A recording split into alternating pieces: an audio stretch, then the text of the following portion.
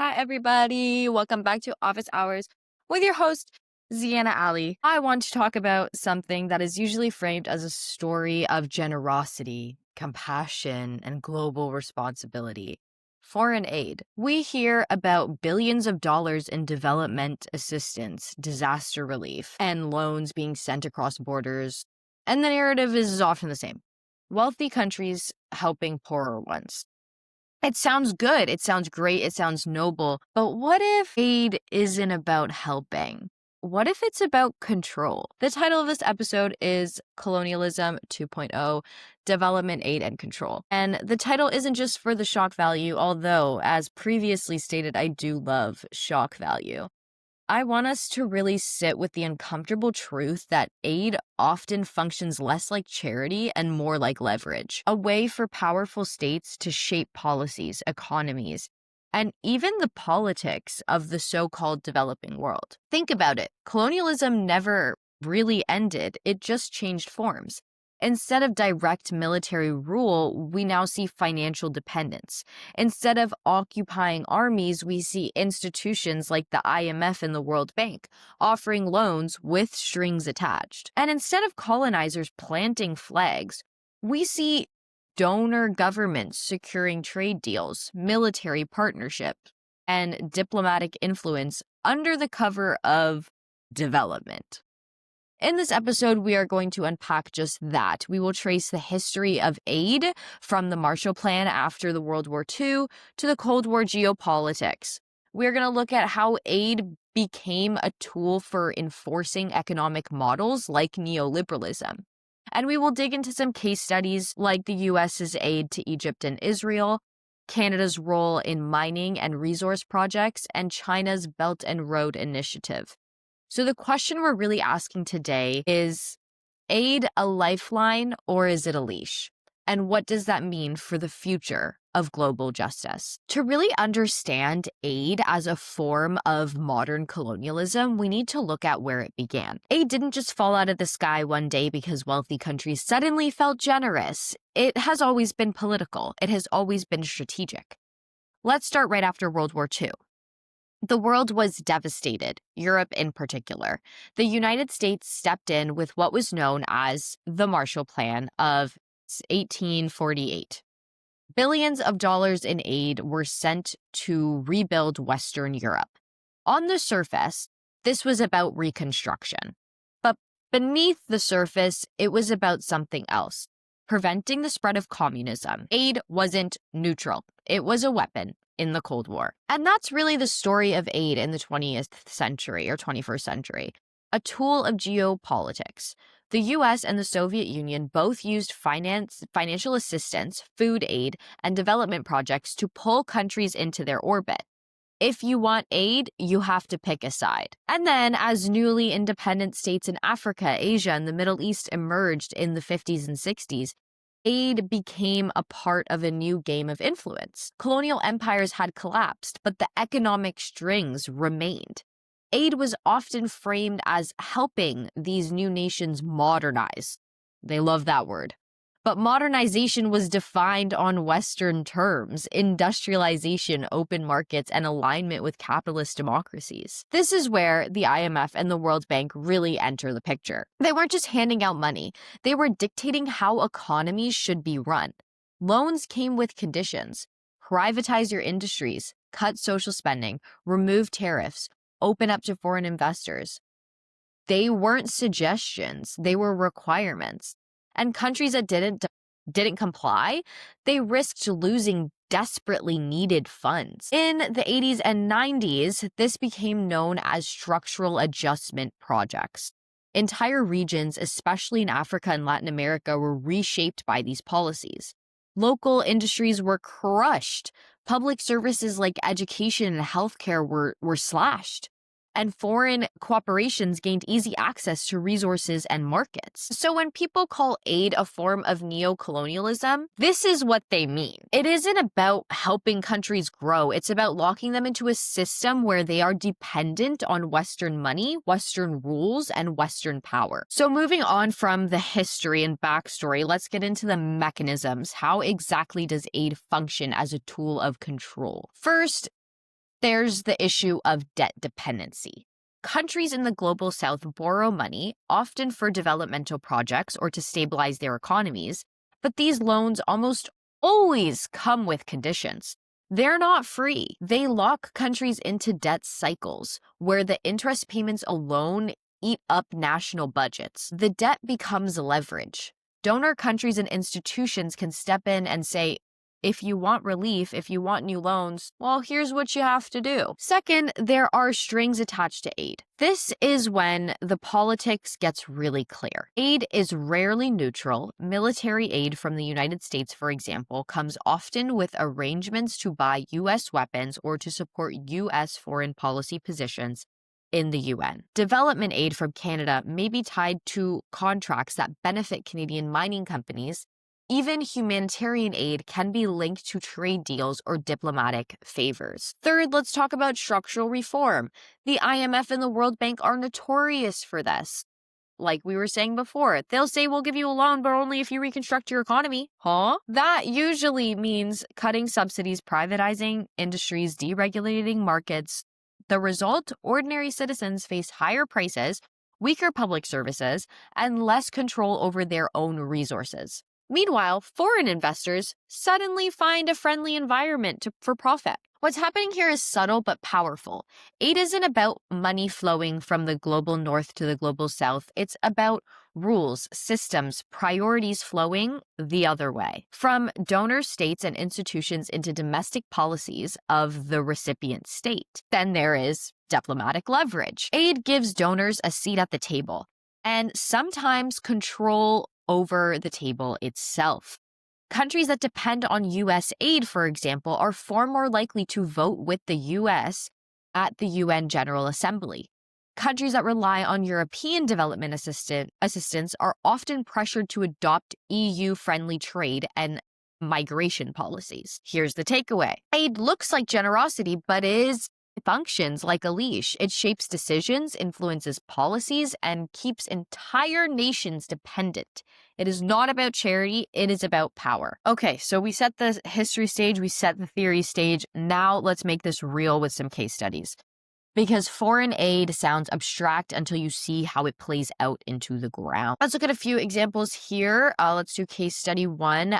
With U.S. aid to Egypt. The United States is one of the largest donors in the world, and Egypt is one of its biggest recipients. Since the Camp David Accords, 1978, the peace agreement between Egypt and Israel, the U.S. has sent tens of billions of dollars to Egypt, most of it military aid. On paper, this helps Egypt defend itself and remain stable. But the truth is, it's about securing U.S. interests.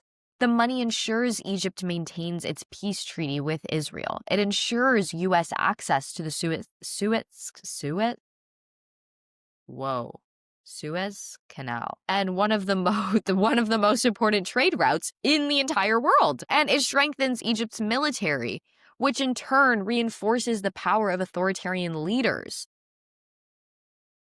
The aid isn't really about helping Egyptian people. It's about cementing Egypt as a reliable partner in America's Middle East strategy. Here's the kicker.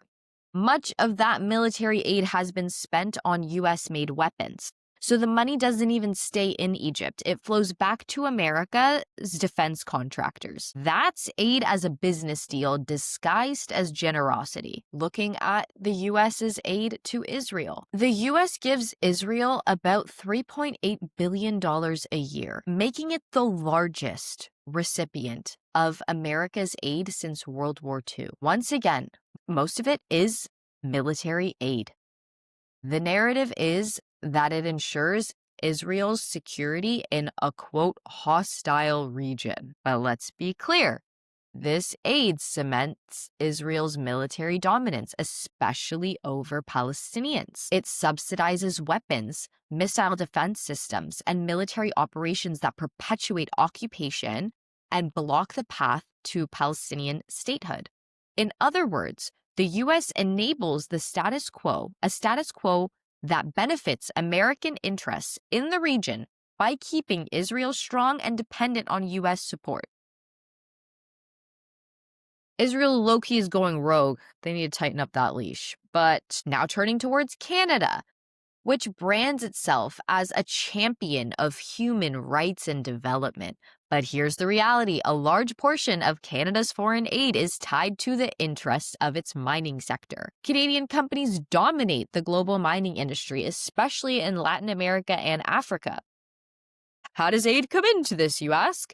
Development projects funded by Canadian aid often clear a path for Canadian corporations. For example, Canadian aid might support infrastructure, legal reforms, or training programs that make it easier for mining companies to operate. At the same time, Canada has been accused of ignoring or even covering up the human rights abuses connected to its mining projects abroad.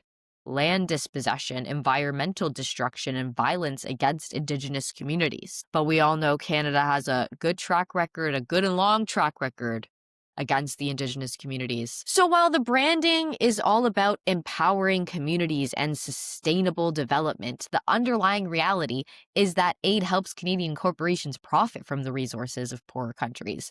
It's a softer, subtle form of colonial extraction. Finally, let's look at China. The Belt and Road Initiative is China's massive global infrastructure project. Since 2013, China has poured hundreds of billions into building roads, ports, and railways, as well as energy systems across Asia, Africa, and even in parts of Europe.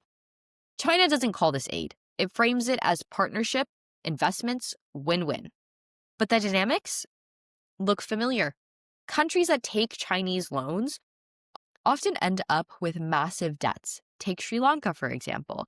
Unable to repay its loans, Sri Lanka had to lease its strategic port to China for 99 years. That's not just economics, that's geopolitical control. For China, the Belt and Road Initiative is about securing trade routes, projecting influence, and gaining access to critical resources. For recipient countries, it could look like development at first, new roads, new ports, new jobs, but over time, it often translates into dependency, debt dependency, political dependency, and in some cases, outright loss over sovereignty. So what do these case studies show us? Whether it's the US funding militaries, Canada trying to aid mining companies, or Chinese financing infrastructure, the pattern is the same.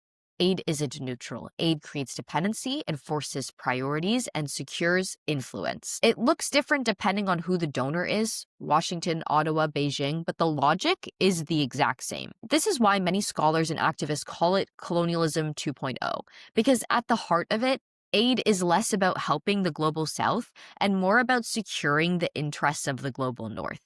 Or in China's case, securing the rise of a new global superpower. And for people who are supposed to benefit, the citizens of these countries, they are often left out and left with the cost of higher debt, weakened sovereignty, and fewer choices over their future. So far, we've seen how aid can be used historically and how it functions in practice as a tool for leverage and dependency and soft power.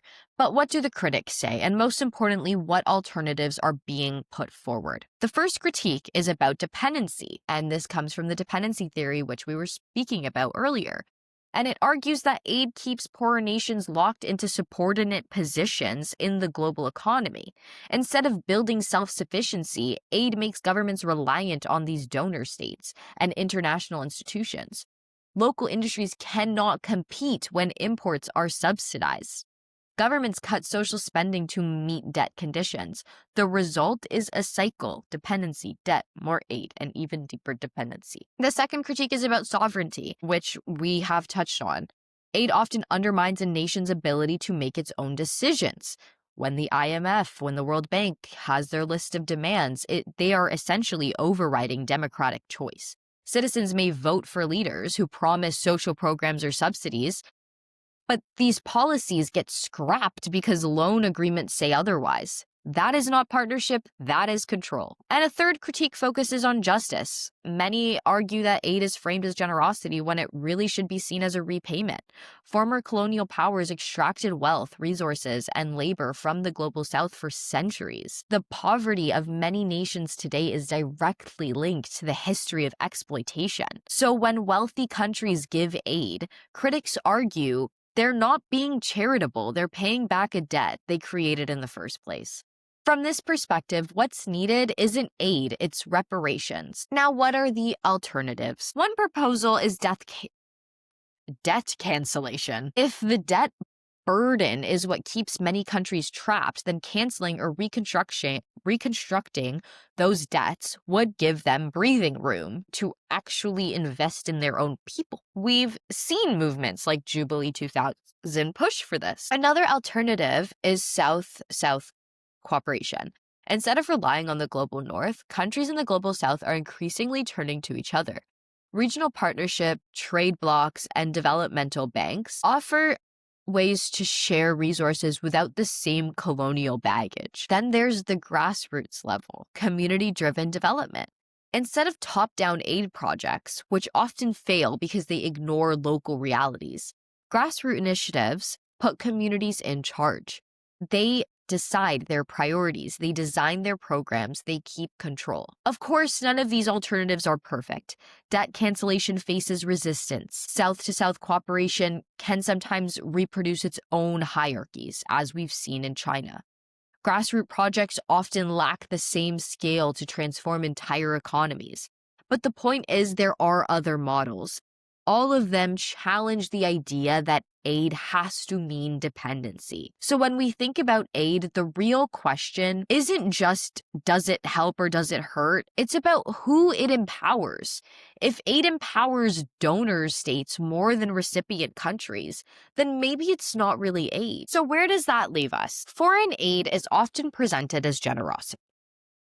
But when we peel back the layers, as we've seen, it's far more complicated. Aid has always been political. From the Marshall Plan after World War II to Cold War geopolitics to IMF and the World Bank and their conditional loans, aid has constantly functioned as a tool of influence. We saw it with the US, we saw it with Israel, we saw it with China, we saw it with Canada. The big picture is that aid is rarely about empowerment. It is about control.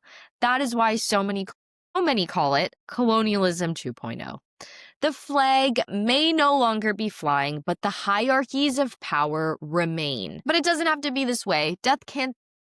Why do I keep saying death? Debt cancellation, South-South cooperation, grassroots developments is a glimpse of another path. So here's the question I'll leave you with.